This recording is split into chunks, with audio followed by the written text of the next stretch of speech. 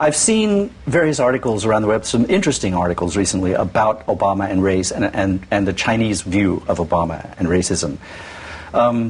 When he was first elected, I remember I mentioned this in the last show, a short message that went around, a text message that went around the telephones that said, you know, the Americans electing a black president just shows that they've understood the wisdom of Deng Xiaoping, who said, black cat, white cat, as long as it catches a mouse, it's a good cat.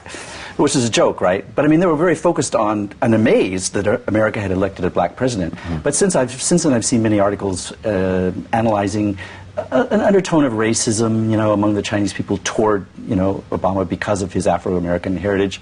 What do you think there's any merit to that, any truth to that? What do you think about that, from what you know about Chinese people? You're Chinese, you're both Chinese heritage, and you both know, what do you, is there any truth to that, or is that exaggerated, or what? No, I don't think it's. I would almost dismiss it as a kind of just kind of a casual talk out there on the street. I mean, because in the academic community, we do value that. We actually really put lots of value on his successfully being elected into the White House. Because, I mean, for example, I taught a course on the 1960s in the United States, and I know that I mean the African Americans actually had a really hard time back in the 1950s and 60s. And eventually they got their rights, like the Voting Rights of 1965 and also the Civil Rights Act of 1964. And Obama actually openly recognized his roots, his source of inspiration in that very civil rights movement. Yeah. And we applauded him. Yeah. In a sense, once again in China, there's always a general mentality that you actually would give your sympathy to the weak.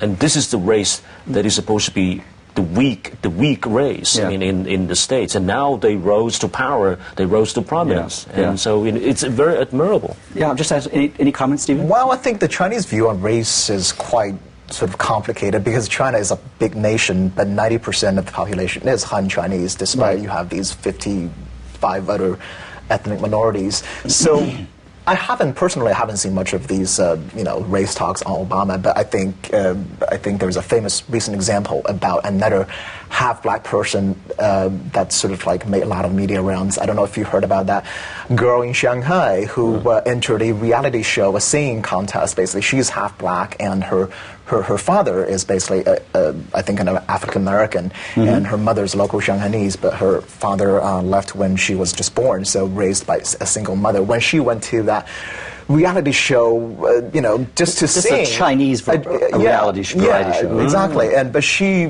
somehow was under attack online for being half-black. So there's a lot of nasty comments about her racial background, and she had to, you know, come out to defend herself by saying, look, you know, just because my father is black and he left us when I was born, that's not my fault, not my mom's fault, and all that kind of thing. So it was a very big story in Chinese media, sort of just reminding me of the Chinese view on race is still quite immature, could be, because, you know, a lot of Chinese are still not very used to dealing with racial diversity, because you live in a country where most of the people you deal with look just like you. Yeah. So I think, so it takes some time for them probably to develop sort of a more mature view on race. But I do think it's a bit complex in terms of how this whole, sometimes we say the superiority/inferiority complex in terms of like how they view other races.